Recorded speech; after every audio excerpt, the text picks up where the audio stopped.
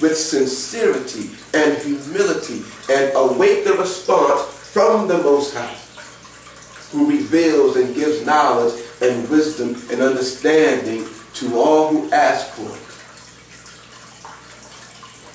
So, several years ago, I did a teaching at a function with other brothers and sisters, and a term was used which caused dissension. The term that was used, if you don't mind, I'm going to erase this. And one more term we're going to look at in reference to the Hebrew language, which shows the plurality of the Most High. But the term that was used in this particular teaching was polytheism. Now, I just made a statement in regards to knowledge, wisdom, and understanding. Once again, here's a question for you. Do you believe that all knowledge, all wisdom, and all understanding find its root or origin in the Creator of the heavens and the earth? Think about that for a moment. Okay? Does all knowledge, wisdom, and understanding come from the Creator? Now take your mind through the word. The fear of is the beginning of knowledge or the beginning of wisdom. Okay? That reverence, that being in awe of the Most High is the beginning of knowledge or wisdom. Think about that. Is that because knowledge, wisdom, and understanding comes from the Most High? And I'm emphasizing that point for a reason. When you look at polytheism, what this word means, the compound term in your Greek language, poly, which simply means many.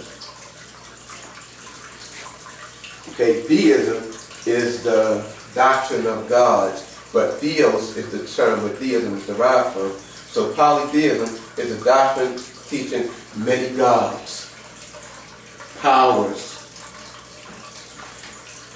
A lot of times when people think about this term, they are automatically associated with paganism.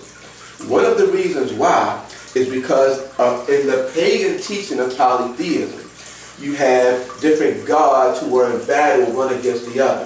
You find this played out in your Greek mythologies and your Roman mythologies, which are derived one from the other.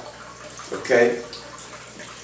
But the whole idea of many gods finds its root in the Word.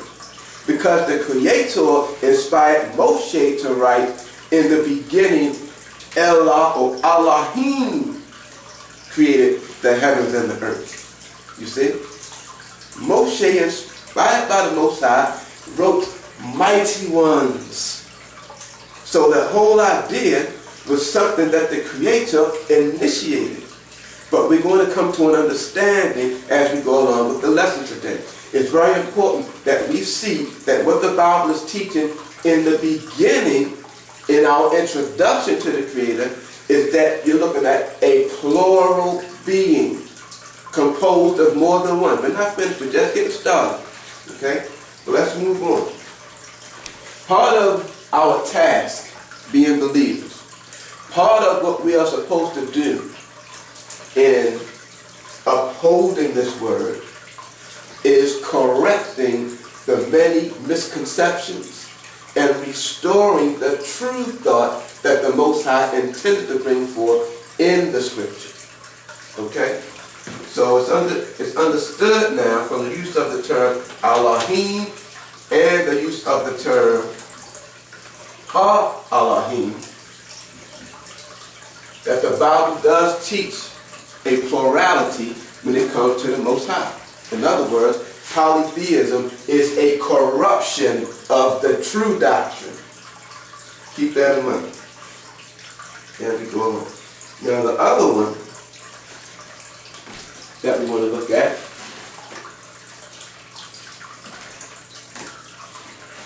now this term is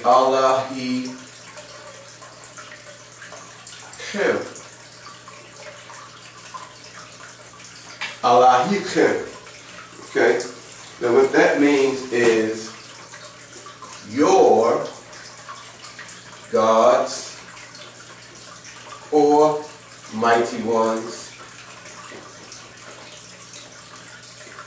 or powers. Again, this term Elohim is used over 150 times in the Holy Scripture, the majority of which, once again, if not all, in reference to the Creator of the heavens and the earth.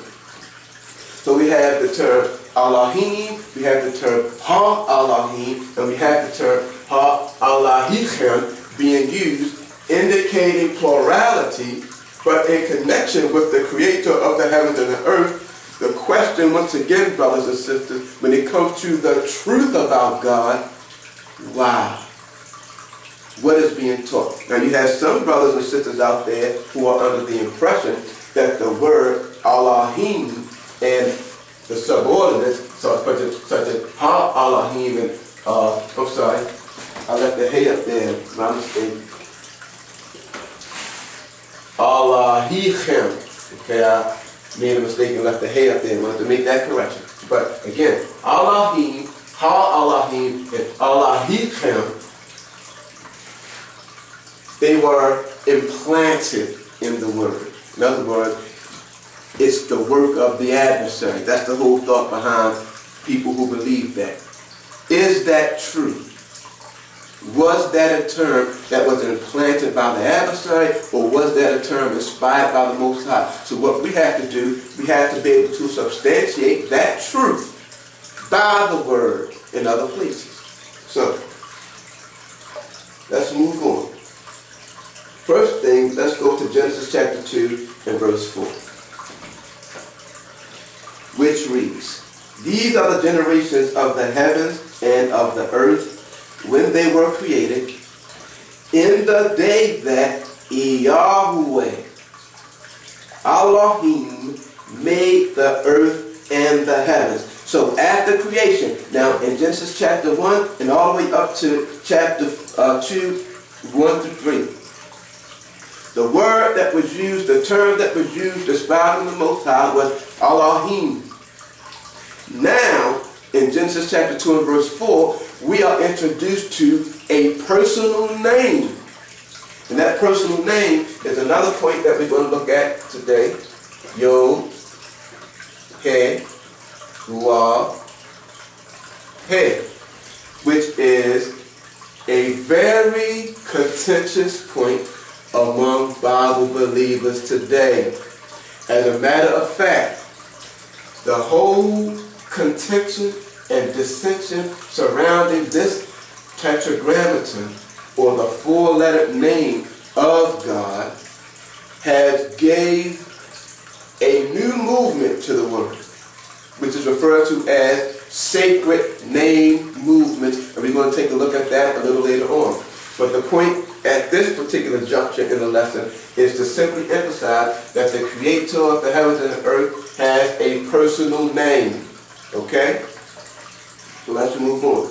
Let's go to Genesis chapter 5, verses 22 and verse 24, which reads, "And Enoch, or Hanok, walked with Ha-Elohim."